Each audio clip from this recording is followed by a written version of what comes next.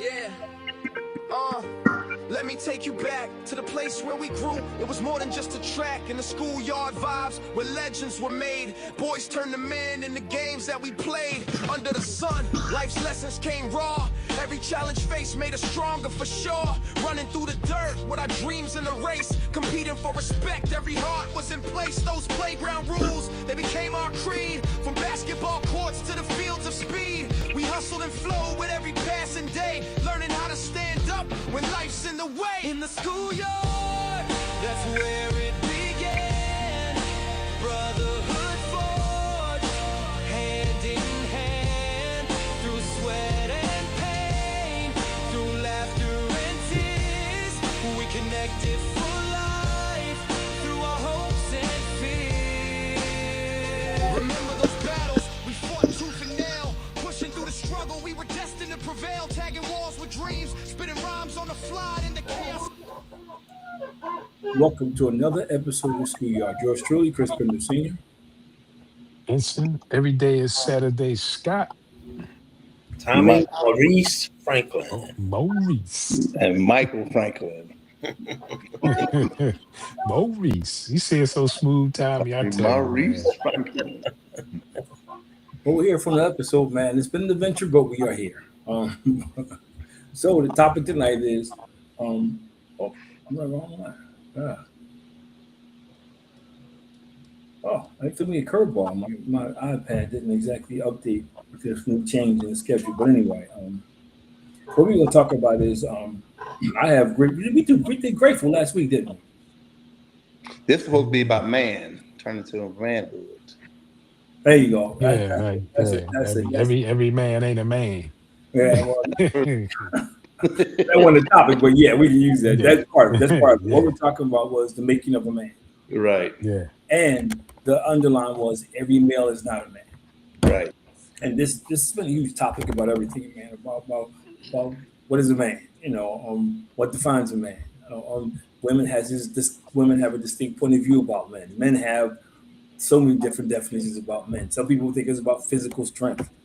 Some think it's about being able to provide. So there's so many definitions floating around now. And even with young people are like totally confused. Some of them still think it's about machoism. No, right. That's definitely not the fact. Yeah. Some of them still think it's about how many girls I can sleep with. You'd be surprised how much, and it's adults too, how much this is going around. Where I've really seen it come into play is when men trying to teach boys how to be men. Some of the crazy stuff they tell them. Yeah. Some of the crazy stuff they tell them, man. So I just figured we'd take a little while to talk about it. Probably not gonna go a whole hour tonight, but yeah. So first of all, what's your thoughts on the topic? Well, I was raised, and I believe it, that just because my dad used to say your wee get hard don't make you a man. He said you can take care of yourself and have room and the ability to take care of other people, then you might be able to call yourself a man. But if it comes with you growing up and being able to take care of yourself first. Mm-hmm. Anybody else? I mean, there's so many titles: protect, provide, teach. God, there's so many titles that fall under, being a man. Mm-hmm. That you can go on and on for days. That's true. Yeah, I agree with Mike and Vincent. There's a lot of, and you too, Chris. The opening kind of set it up. A lot of people just don't have a clue on what it represents, man or manhood, and you just be surprised at how many people just think. But I agree with Vincent. There is a lot of things that represent a man. Yeah. But we talk about it every week. We talk about responsibility. Wow. And if you're not responsible for yourself, you definitely can't be responsible for other people. Yeah. So you have to be able to be responsible for yourself. That's definitely one of the biggest keys. Yeah. I mean, Mike uses this phrase all the time when he says, being a captain of your own ship. I don't think the definition is as wide as everybody says it is. I think there's core things, that make up men. We're going to have different personalities and different things, but like Mike mentioned, responsibility. That is huge. Yeah. Vince talked about the ability to learn. That's huge. Mm-hmm. I think we get in the weeds because women have decided that, a man is toxic. He's too, they determine you're too aggressive or you're too Well, manly. All these great things. Or I know I get in trouble saying women's live. Now we're equal. I mean, there's so many yeah. things kind of Well, the convoluted. thing is, a real man that's, the captain of his ship, as Mike would say, you shielding your family from any outside harm. Anything coming their way is going to hit you first and you're going to Right. handle it. They might get secondary, hear about it, but, feeling the harm, yeah, you're going to feel it. You're going to feel it first before anybody feel it. But You know what I I mean? think the first thing I think that people struggle with is it's hard to fill the role if you don't know who you are. Yeah, Right. absolutely. And I think this is where we get into and we have women trying to be men. I know that's a sticky subject, but we do. You have women trying to be the head of the household, even when the man is there. I'm gonna Yes. tell you what to do. Yes. Yeah. Yes. You have more women now who feel like they are feminists, and they're not. That's a steep difference. And I think that's kind of convoluted. And I think the whole thing has kind of got screwed up a little bit because you have a lot of single women raising these boys to think one thing. Mm-hmm. I'm not knocking it. We all single family homes do a great job, but now I see more and more. Yeah. I do my parenting workshops. I hear some of Yeah. the stuff these women are telling these young men, about what manhood is, and then social media doesn't And help at all. and I mean the thing is I know a female that I worked with who was raising a young son who, I mean, she thought it was funny that her son was cussing out a grown man What?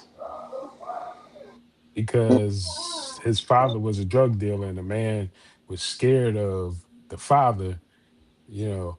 But, I'm trying to tell you, out in society, in the real world, he would get smashed. Mm-hmm.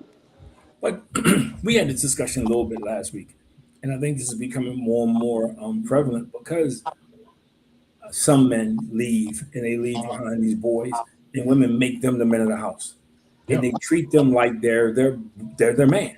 They Yeah. do, So And they this, and they and they're not built for it yet. but No, not ready. but, Tell but you're a sowing seeds. boy to fill a man's shoes. Nah. But you're sowing seeds for what he's going to become later, which makes it bad. Yeah. Because he grows into this role thinking that this is what a man is. And I remember I used to tell my wife all the time. She used to holler at my sons when they did something wrong, and they would just tune her out. And I would tell them, when you start screaming at a man, he don't hear you. Yeah. It's like Charlie Brown. Womp, womp, he womp, womp, womp. He just he turned that little switch off. Be like, all he right. may not make All right. faces, he may not turn away, but and how Yeah. you communicate is key. And I think that's one of the key ingredients because you got these boys growing up supposed to be becoming men, and they've been almost what am I looking for? Emasculated. You know what I mean? It's almost like, I Yeah. think that's part of it. Social media has killed it.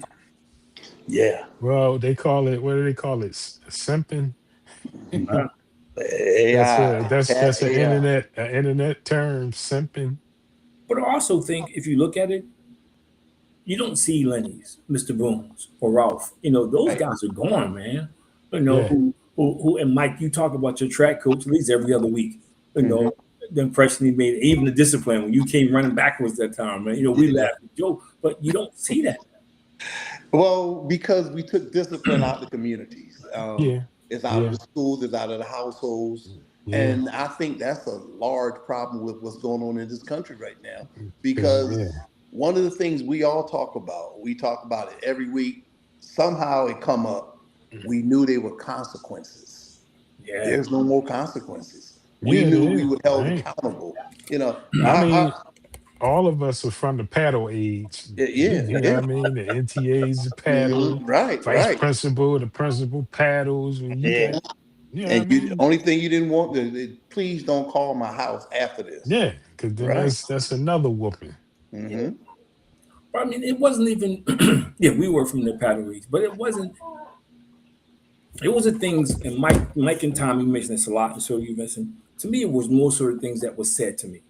Mm-hmm. The things that was passed along during Yeah. conversation, the things that was passed along, maybe Yeah. dinner time or when it looked like I was contemplating making a bad choice. And indeed it was. I mentioned this at the wedding, it was a whole village back then. Yeah. Absolutely. Well, it was funny because when Chris was walking down the aisle, there was a moment we locked eyes, and we both almost cried. We were talking about that, and for me, it was like, man, is that moment when you realize the kids get it. You know, all the stuff you poured into, you start visualizing all the things that happened, he went through in life. And it was great with my daughter, but my son, it was a little different because, you know what I mean? It's like this manhood thing, man. Right. And I'm thinking about it. And then, you know, but then he had friends there who I know didn't get the same thing. And you could see the difference. It's a clear-cut difference. You don't really pay attention to it till you stop and look at it. You know, how they choose relationships, the things they go through. And that's kind of led me to this conversation because you couldn't tell any one of them they weren't a man. Yeah. By their standards. Well, Because some men think it's machoism. Yeah. You know, that don't define you as a man. Not at all. Or they think I'm 18. You know, I mentioned this to y'all on the phone on this call a lot of times. I'm 66 years old. You know, I never told anybody I'm grown. I've never used that phrase, I'm grown. Because I always say this, if a grown person, man or woman, have to tell another adult, I'm grown, you lacking somewhere. Because none of y'all never told me y'all were grown, and I know all three of y'all grown I never heard this phrase before, but grown as grown can be. And that's a good thing. You're responsible. You take care of you, whatever you have to do.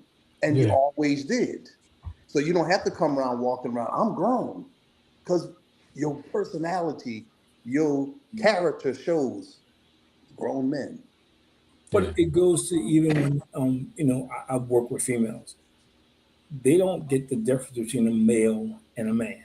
That's true. And it's a huge difference. Yeah. So and they don't, and maybe we can talk about that for a few minutes. They don't see the difference.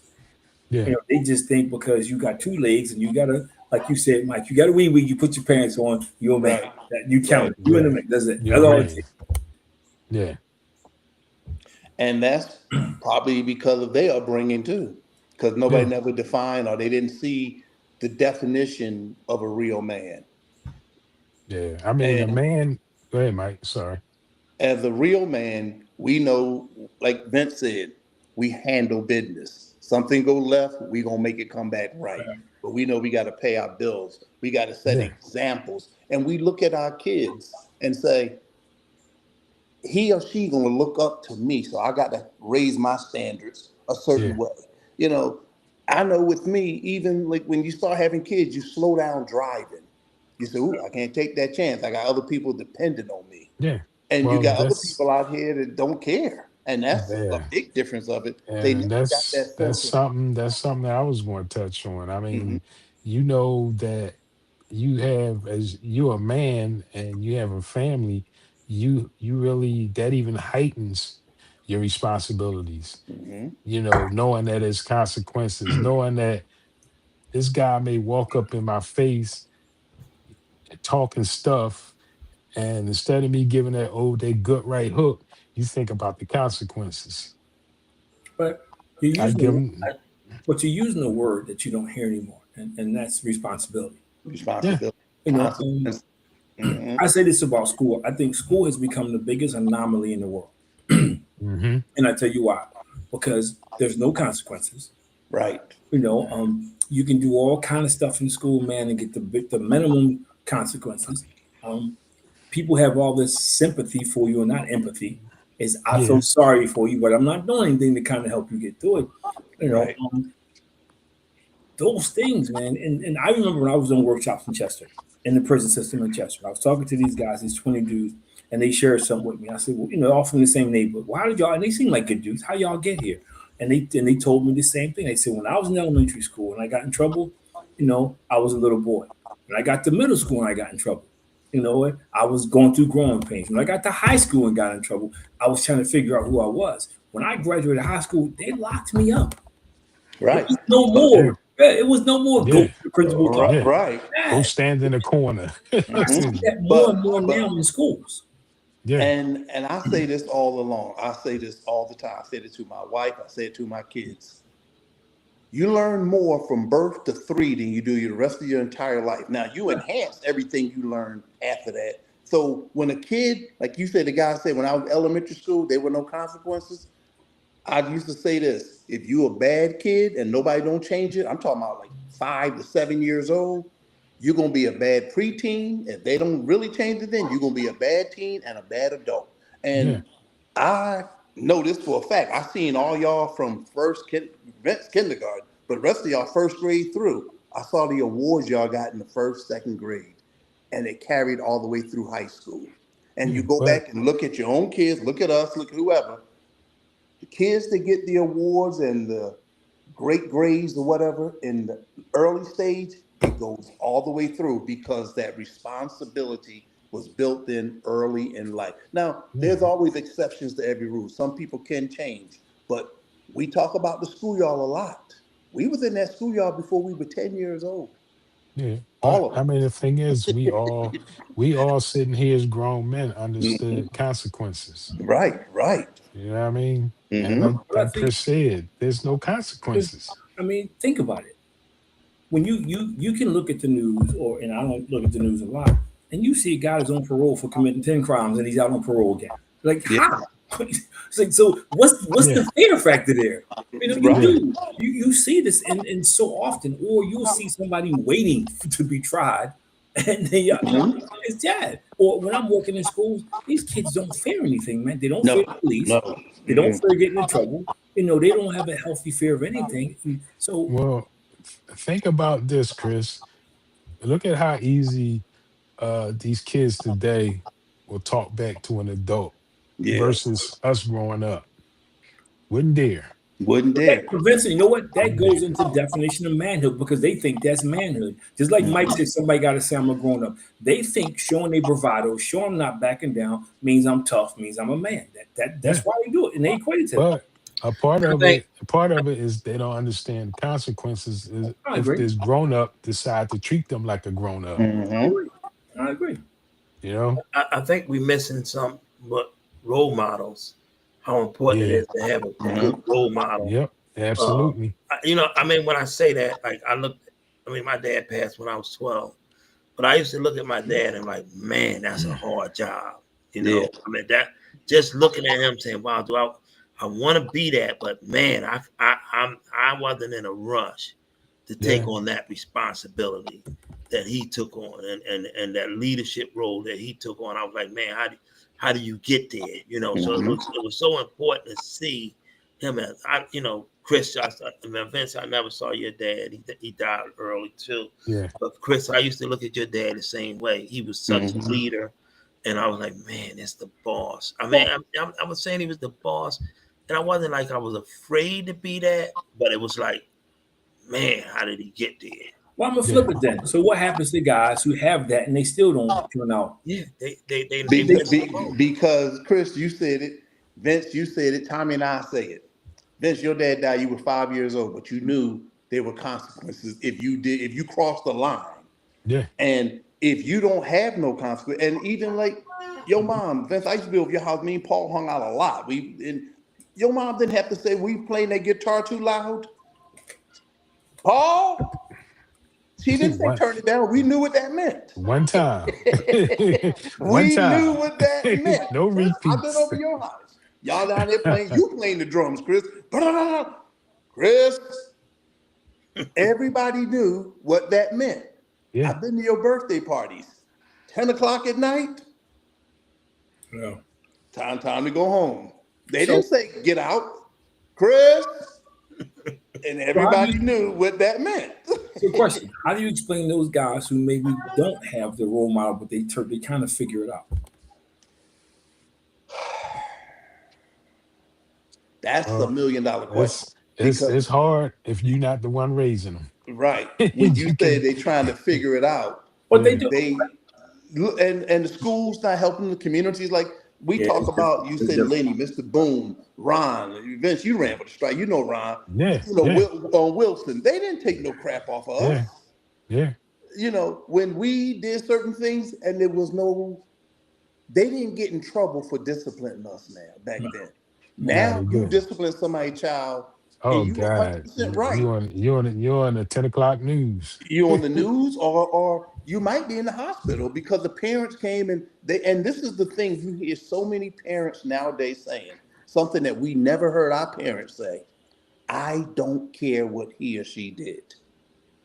Man. And when kids, as much as you think they don't listen to you, when they hear their own mom or dad tell another adult, Well, I don't care what she did, you gave that child carte blanche to do and say whatever he or she wants. well, you And that's think what they don't understand. along the way, one of the generations behind us lost their consequences, Yeah, and yeah. they passing that same mindset on to their kids. Mm-hmm. But You it's know, deeper.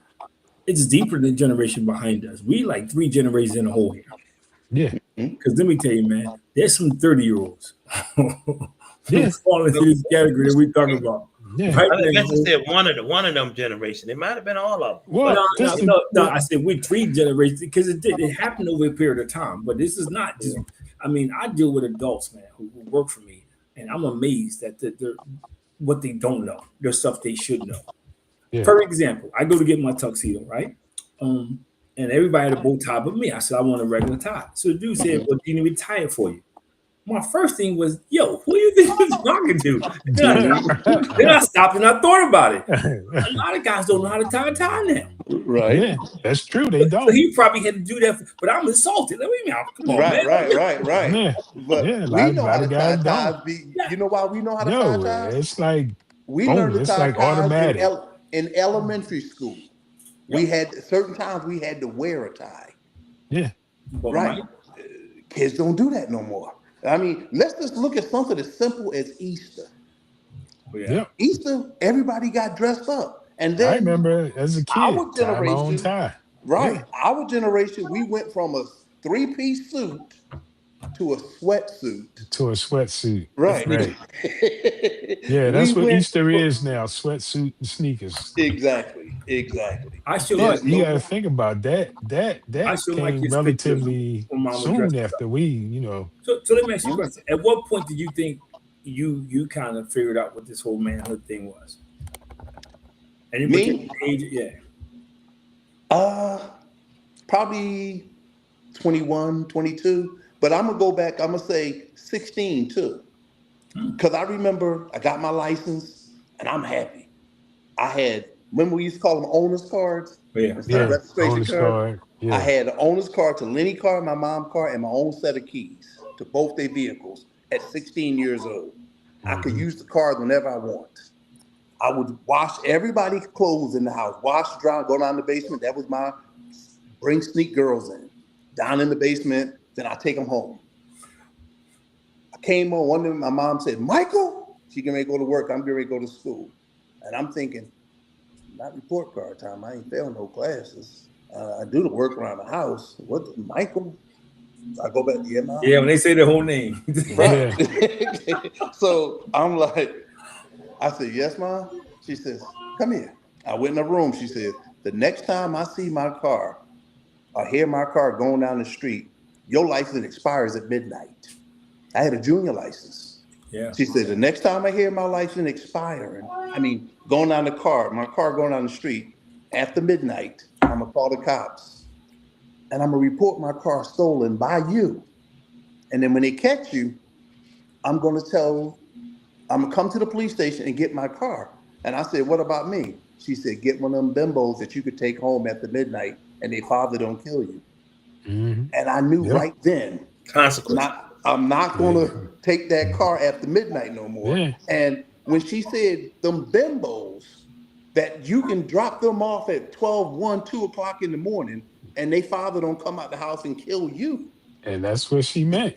Right. Because you And think about it, if a I guy didn't take dropped off your daughter 2 o'clock in the morning, you be ready to chase the car down and break his neck. I remember my father told me, I'll never forget this. He was a cop. He said, let me tell you something, man. And he said, you out there, you better keep a dime in your pocket. You know, when payphones, when payphones got down. Yeah, 10 Yep, cents, yeah. yep. Emergency dime. And he said, you better keep a number because don't call me.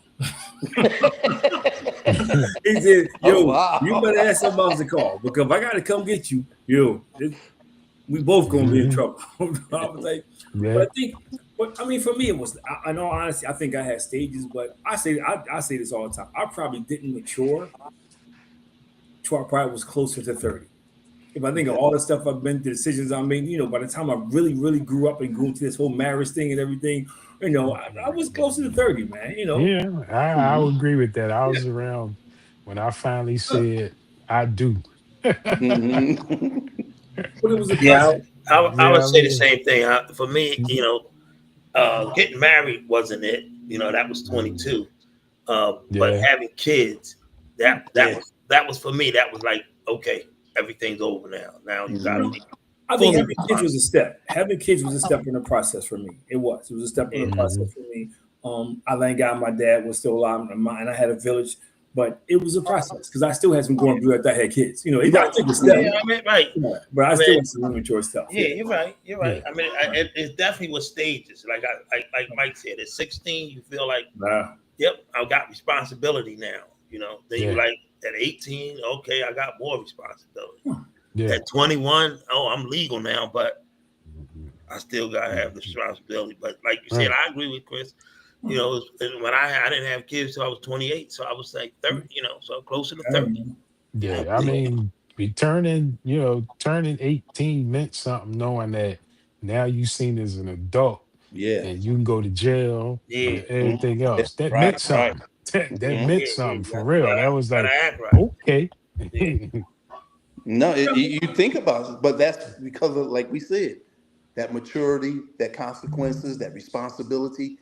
Listen to what we're saying now. At 18, we knew, whoo, I better slow down. Not Yep. because we got kids or anything, but because we could go to jail. And Yeah. see, the four of us and most of the guys that's be in this group that we're in, we wasn't afraid of much, but we knew we didn't want to go to jail. Yeah.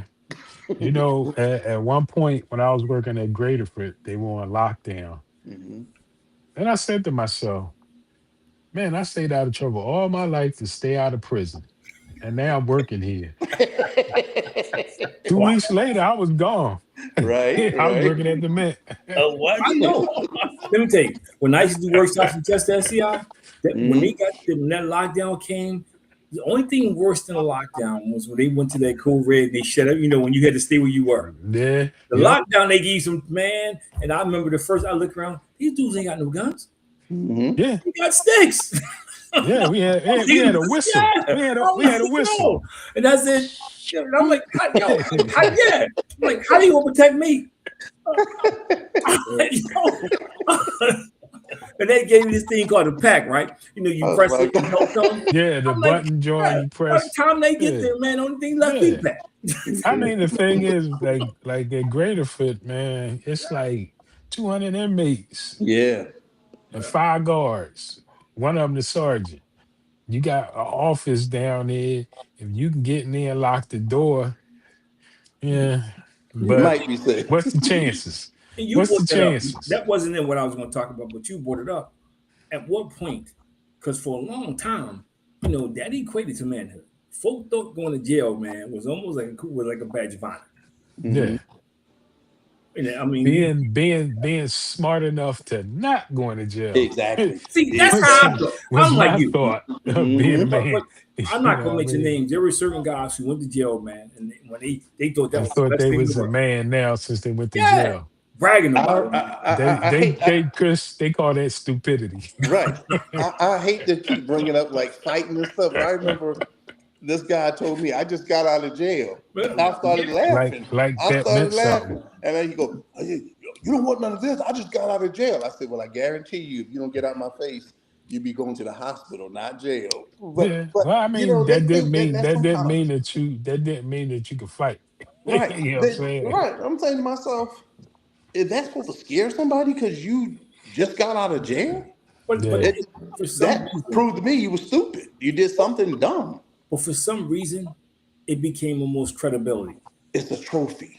Yeah, it Street, was almost Yeah. street creds. like Yeah. to us graduating high Yeah. school. When it was, High school, no, Yeah. graduating college, to getting them, like going to awards, prison was getting a like, Yeah. job. yeah, they Yeah. thought But that was a big I know we're thing. not supposed to say names, but y'all remember Tony Dyson? That He was a always barber. starts with that. He says, whenever he says, "I know I'm not supposed to say He names." gonna say Yes. it. But No, I I do. remember I I was do. going to I work. remember him well. I remember, and Yeah. I knew what you were about to say. I remember him well. Yeah. And one day I was walking to catch the A bus. going to work, and he said, "Where you going?" I said, "I'm going to work. It's too hot to go to work." Yeah. And I just looked at him. I said, "What? Stupid. Stupid. It's too hot to go make some money Yeah. legally?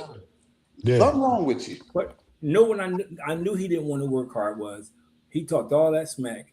He played one game in the schoolyard with us. We never saw him again. Exactly. He Exactly. wasn't We built. He never saw wasn't him built again. like that. He wasn't cut from that cloth. I knew it. Never. Exactly. You Exactly. know what I mean? So what? So what's different though? We have this because one thing about this group, our consistency in what we value. You know what I mean? It hasn't changed throughout the years. You know, we've changed, we got older, we've been through some stuff, but our core values of who we are and what we believe, you know, but what's happened, you may or may not have an answer over the time frame where most folk, not most, but a lot of guys and stuff you talk to, if you ask what core values are, they don't even know. They wouldn't Yeah. be thought right. They couldn't. Yeah. They don't have a clue what core values are. Because your core values are instilled in you before you start elementary school, but definitely before you turn 10. And Yeah. now these people, they don't think their core values should be until they 16, 17 years old. It's too late at that point. Yeah. You know, the old cliche, you can't teach an old dog new tricks. And people say, well, what does that mean? How many people got a dog 16 years? Yeah. I mean, like my kids laugh at this. My dad was living with me. He had dementia. I came in one night. I came in late because I was working late. He called me. He says, "Yo, where you been?" I said, "Dad, I was at work." He said, "Ain't no married man supposed to be out this time of night." You know, and I stood it. What I'm gonna say? Right. What I'm saying? You know, but yo, you know, he says, "Well, don't let it happen again." I said, "Okay, yes, sir." And my kid, that was the funniest thing in the world, man. But Keep it moving. But even at that age, I still had respect. Right, Yes, right. absolutely. Even at that stage of the Absolutely. game, it wasn't like you in my house and I mean now it's Absolutely. Well, no. I can say this for all y'all, including myself. We never yelled at our parents. Oh man, no way. Never. No. That wasn't an option. No. I watch kids now yell at their moms like it's nothing. And Yeah. what? Or they yell at their dad. Throw And tantrums and all that. I look at that stuff and I'm like, You know, what? the strangest thing I ever said to my dad, and it was the last time he beat me in time. We tore the door off the hinges playing basketball in the house. And my dad came upstairs and the door was laid and he beat me in time and he came upstairs. He literally started crying. And he said, that beating hurt him more than it hurt me and Tommy combined. I looked at my leg. I saw the whelps from his belt on my leg. I looked at Tommy's leg. I saw the whelps on the leg. And I looked at my dad. He said, "What's wrong with you?" I said, "Daddy," and I'm crying. Now he crying. I said, "Daddy, you said this beating hurt you more than it hurt me and Tommy combined?" He said, "Yeah." I said, "Daddy, you in an awful lot of pain." Because I knew. But now that I'm an adult and a father, I understood what he meant back then. Yeah. But when he first said that at 11, 12 years old, that didn't make no sense. That's why they had to let us out the house across the street to let all the aggression out in the schoolyard and then let it out the house. Right. When you tear something up. What's we one lesson? tore the house up. What's one lesson that you learned growing up, man, that you think helped define what manhood is? A lot, but I'm gonna say something. It wasn't a lesson. It was life. When my dad died, I was 13 years old. I knew I had to step up. I knew that day, and it hurts. It still hurts to the day. Not that I had to step up, but that I lost my dad, and somebody got to fill in for that. So that was a big. I knew right then I got to change some of the ways I do things. But I don't think you realize how much that says about you because you had older brothers. Mm-hmm. Most people would have been like, "I got older brothers." Yeah. You know, they would have been like, "Well, they got this." Lenny was good. Reggie was great. Lenny was good, but I never looked up to Reggie as an older brother, even though he was a year older than me. I always thought I was older than Reggie, even though I knew he was older than me. I just he was my brother, but he wasn't one that I was like, "Oh, Reggie." No, well, I looked up to Lenny, but I didn't look up. And I love Reggie. I had a lot of respect for him, but it wasn't. I guess because we were just close in age. But I So say that Well, to give you that's flowers. how. Even though Paul was 3 years older than me, mhm, he felt like my equal. right. But I, Hmm. Virgil was out doing his own thing, but Jesse was the one that like molded us. but Right. I say that to give you flowers because Right. most people would have been like, I'm not the oldest one. That's too much responsibility. I want to just Yeah. be a kid. So Well, you I have mean, this. I'm we just saying yeah that says a lot about you that you took it upon yourself to say, hey, I'm going to fill this void the best of yeah. Right. my ability. Yeah. And when I first went to college, you know, at that point, because my father was dead, I was getting that social security check, Hmm. for a college student, and I used to send money home because I was on a scholarship. Hmm.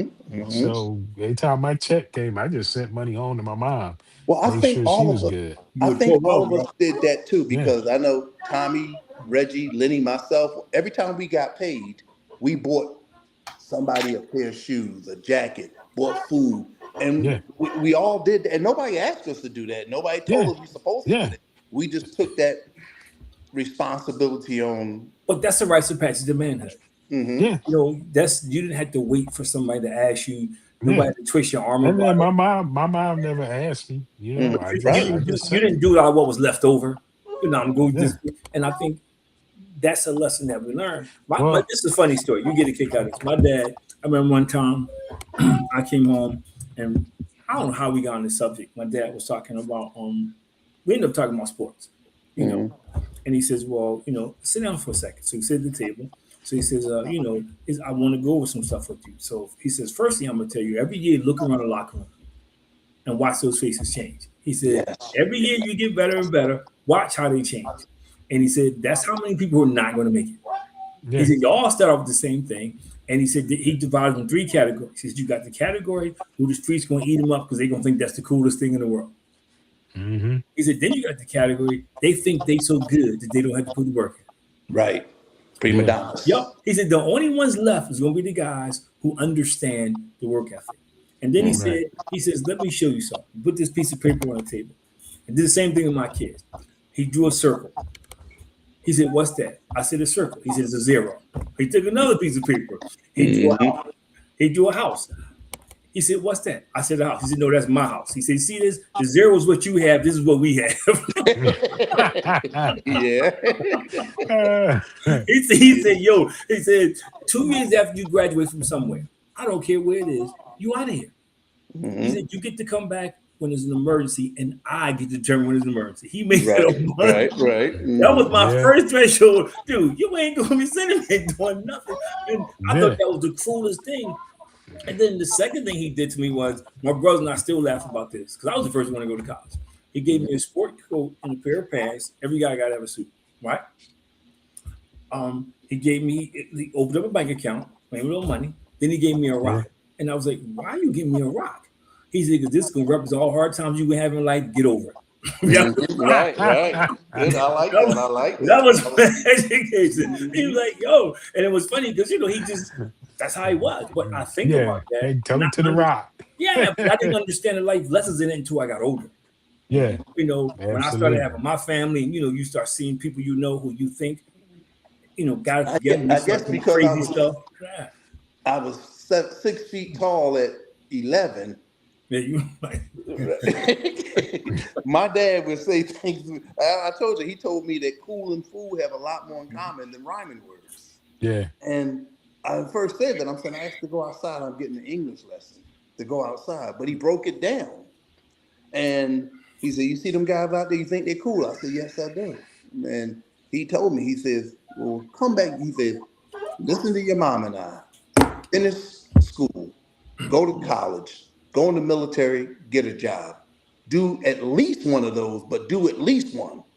And then come back around here 15, 20 years from now. Them same guys you see out there on them corners, Yes, you're they going to would be. realize how that you think are cool right now, but when you 25, 30 Yep. years old and you see them same guys still standing on the corner, you're Yep. going to realize how Yeah. much cool and fool have in common.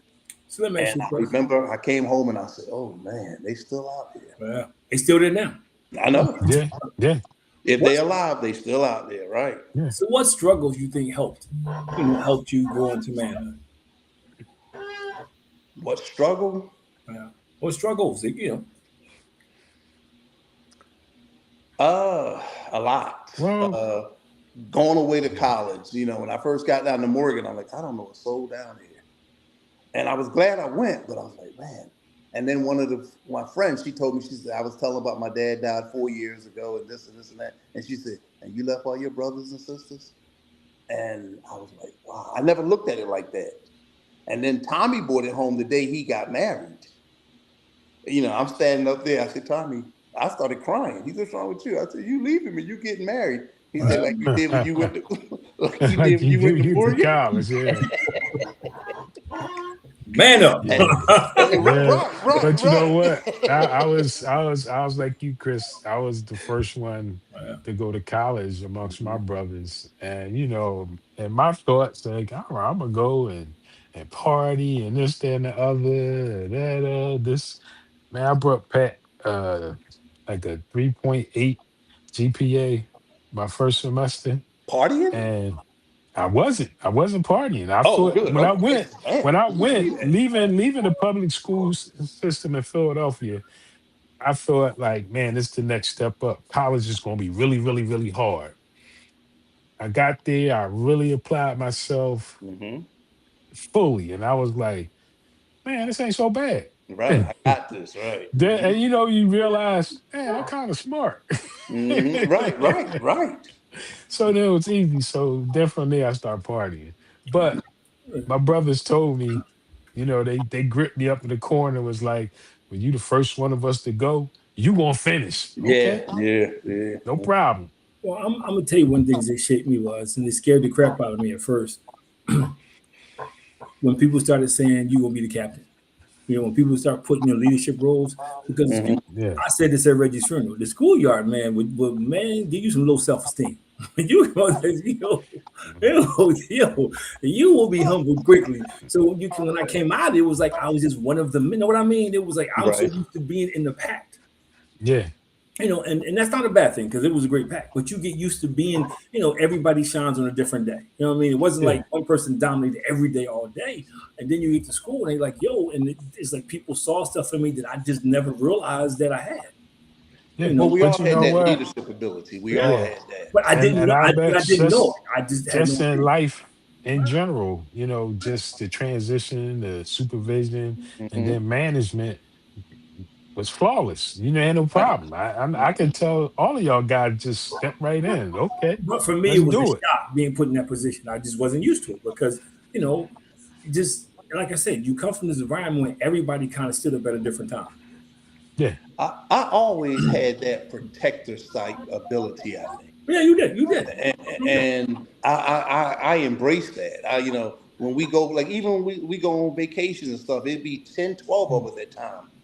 I tell all y'all, this is what we gonna get here. We're gonna stay together. We're gonna do that. I'm not telling them what to do, but I feel like I'm gonna make sure nobody bother any of us. But that's rare, Mike. That's something that you don't see that a lot. There's not a lot of people born leaders. They're not. I say this all the time. The true essence of leadership is your ability to influence people. There's a lot of people with titles who can't influence anybody. You don't realize it until somebody really brings it to your attention. I'm sitting in the office one day. I got people coming in, this, that, and the other. And I had brought one of my die setters in the office with me because the other supervisor was out, so he could just sign for the first coins. And he rolled around the desk with his mouth wide open. I was like, yo, what's wrong with you, man? He said, Scotty, do you realize what you just did? I said, what? He said, it's like 10 people came in here with a problem. You turned right around, jumped on it, and solved it like what, nothing to it. I don't know how you do it. I don't know how you do it. And I was like, I ain't think nothing of it. I'm like, this is natural. Okay, I guess it is a lot. But everybody is not built that way. That's true. But I didn't realize that because until I got out of there. When you leave and then you start to think back at it, then you realize how different, how unique it was. I'll give you a perfect example. When I started public speaking, people were like, man, well, I was a little nervous, But to me, if you could be in front of that crowd in the schoolyard, that was it. Some of the Yeah. places that we went to play, Yeah. Yeah. there was no mercy. It was Yeah. So I this is mean, like, it was different because I used to say the same thing all the time. People laugh. See, y'all not gonna hurt me if I screw up. Back when I came up, you don't understand. It was a difference of the consequences. Well, yeah. But you know what? Just when I had to do public speaking, just the first couple times it bothered me. But then it was just like I had to do it so much that it was like, okay, Human let's nature. It do it. became natural. It Let's Yeah. became do it. Yeah, let's yes. do it. but for me, once I began to realize it was the same crowd, just a different level of education. There was the same people in corporate America, the same people we came Exactly. from. They just Exactly. dress better, talk different. Yeah, then I begin to realize. But like even Mhm. somebody came to me Friday, Chris's coach's wife was like, "Man, how did you do that? I could never do it." And I'm like, "I've been doing this my whole life." And we played sports. Even though we played in the schoolyard all the time, we played individual. We played baseball. We played football. We played basketball. We ran track. Yeah. Vince can tell you this: when you first go to college, you're thinking, "Oh my God, I got to run against these guys." Yeah. And then you think back and you go, "I've been running against these guys since I was 10, 12 years old." Yeah. Yeah. Yeah, right, because track, we done Durham, North Carolina, Gary, Indiana, up in Boston. You traveled and you ran against these same people, and now they the same. So when you see him, oh, I know this guy. I beat him when I was 10. I know I'm gonna beat him at 20. But And you get that confidence. You develop that. But I also think that was our progression growing up because some people never developed that. There are some people who, Tommy and I talk about this all the time. There's some people who look across and see somebody and, this so and so, this so and so, so and so. Tommy and I would look, I'm like, yo, you supposed to beat me, so guess what? I'm going to give you everything I have. We Yeah. never were like, ooh, ooh, ooh, ooh. And I think that's different, Mike. Well, and then we hear stuff like this. You grow up with a silver spoon. What? Ooh. What silver spoon you Right, talking about? right. But you hear that all the time, and you go, "I grew up in the same neighborhood you grew up in. Wow. Where was the silver spoon?" The It was difference stuck to was, the ceiling. right.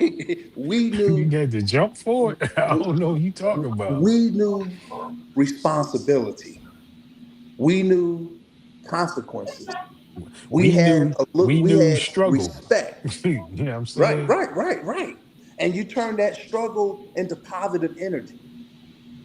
And we played sports at an early age. We were playing baseball, organized baseball Yeah. at 10, 12 years old. We were running track at 10, 12 years old. Then when we got to junior high school, we kept it going. High school, we kept it going. College, we kept it going. But each time, all of us were safeties. So we did things that require a leadership role, regardless of what your rank was. In order to be a safety, if you was on the corner 32nd in Montgomery, you were in charge of that corner.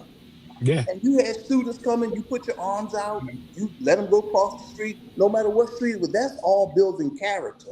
And all of Right. us done those things Yep. at an Absolutely. early age. And I tell people this all the time too. A lot of people disagree with this. I think every kid should play some type of sports because sports teach Yeah. you that life, Teamwork. teamwork, Yep. and that you're not going to win all the time, but you got to fight And harder then and come and out. then again, like Tommy said, these cats out there, cheering for the other team. Oh yeah, but see now. So teamwork back then might not necessarily mean the same Yeah, thing it's as the teamwork new era. today. But I think there's three things that we had that I look back on, man. One was chores. We had responsibility at an early age. We couldn't, and Yeah. Mike talk about it all the time, man. He wasn't going outside. He could see him out in the schoolyard running around, but he had to get his chores done first. Yep. Right. Absolutely. And I remember, Absolutely. because I remember, I didn't get out of school later than everybody. So I had to come home and do like a 24. I was hustle to get out there, man. But I think chores, I think the other thing that really helped define me early was teamwork. Not in the essence that they see it now, but our teamwork was like it was never about us as individuals. Yeah. It was, we could be playing the sport and ready to beat the crap out of each other. And 5 minutes later, man, we sing Kumbaya, or we on the same team, ready to kill somebody else. Or we played other teams. Oh, we loved when we got together and went and played somewhere else. He can let it all out. Right. I learned the essence of teamwork, man. But I think the third thing that I learned was accountability, because at the time I didn't know it was accountability, But it was because if you didn't hold up your end of the bargain, no matter what sport we were playing, what we were doing, you heard about it. Yeah, Yeah. that's true. And you took it. You wasn't like, why are you talking about me crying and whining? You Exactly. You accepted took it it and you learned from it. It made you better. yeah. It made you better. Made you And you met the stronger. challenge. And so I think Yeah. those three things, I look back, took me a long way, man. It goes back, well, like I said, when I was watching Chris come down, it was like, man, I passed those things on. And it was different with my daughter because, you know, your daughter is kind of So different. your daughter's your daughter's right. Yeah. But I'm looking at my son, man, like, wow, man, he gets it. You know, and I think about how much did I learn from you guys in the schoolyards that I was able to use to help raise him. You know, to make sure he had those values, to make sure he understood those things, man. And so I think those are powerful lessons that we learned that I think that's what's missing today. Yeah. I agree agree. with you. I agree. I agree Like with you. I never 100%. heard any one of y'all say, as long as I've known y'all, make an excuse because you didn't have a dad. I never, ever, ever, ever, ever. Now you hear it all the time. People 40 years old. I'm You mad at didn't my have a dad.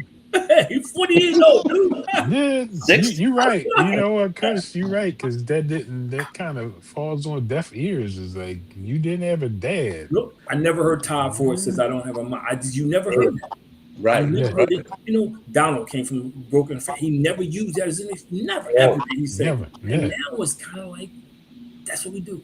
It's it's a an crutch. out. It's a Yeah, crutch. It's yeah, out. It's yeah. yeah.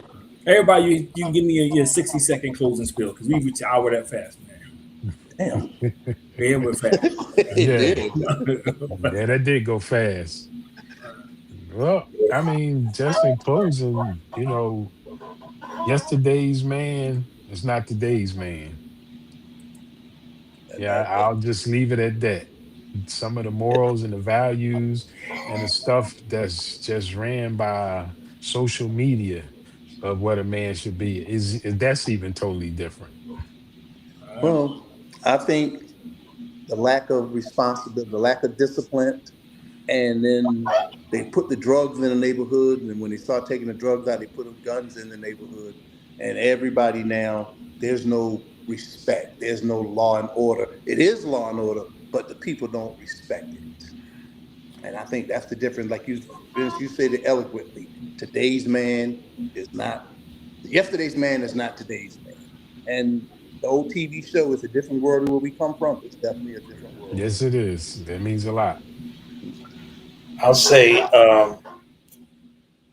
Chris, you hit it a lot on the head when you about the role models, Ralph and Lenny and Mr. Boone and those men that were there, and we wanted to be a man. We wanted to be a leader. I think somehow the education has to get back to people. You said it in the beginning. That they don't know what it means to be a man. That somehow we have to get to that point where they have to know what it means to be a man. And if it's not done through role models, then we have to find another way to get it done because it's like we all saying, it's just not being done right now. Mm-hmm. I mean, for me, I think my closing statement would be, man, is if you're out there, you need to find somebody, man, somebody to take this journey with. I think a lot of guys that come across think they can figure it out by themselves. And I think manhood is something that you can't figure out by yourself. Yeah. You know, I think Tommy talked about it earlier about role models. Vincent, you and Mike talk about it. I think when you try to figure out by yourself, whatever sounds good, feels good, you think is the right thing to do. And I think that's why 85% of people in this world are selfish because it's always about what they think and how they feel. Yeah. Can I say one more thing? Yes, of course. Yeah. It's easy to do wrong. Yeah. It takes an effort to do right because you got to think about it. Doing wrong, and people say, no. I said, take any kid, 2-3-year-old kid, and curse around them. Ooh, you said a bad word. How they know? How they know? Yeah. Right. So when we do, all of us, we took pride in doing the right thing early on, and we never stopped. And we added to those responsibilities, we added to those chores. We talk about we had to do chores. We did chores, and we did chores almost with a smile on our face because we knew when we finished this, we going in the schoolyard, we turning the TV on, we doing something. But it wasn't. We didn't look at it as a detriment. We looked at it. This is something I have to do in order to do that. And in order to get anything in life, you have to plan and prepare for it. And we learned that early in life. Look, at the end of the day, we wanted our families to be proud of us. Mm-hmm. Yes. Yeah, I mean, That's true. Oh, another great show, man. Love you, brothers, man. Appreciate each of you. absolutely.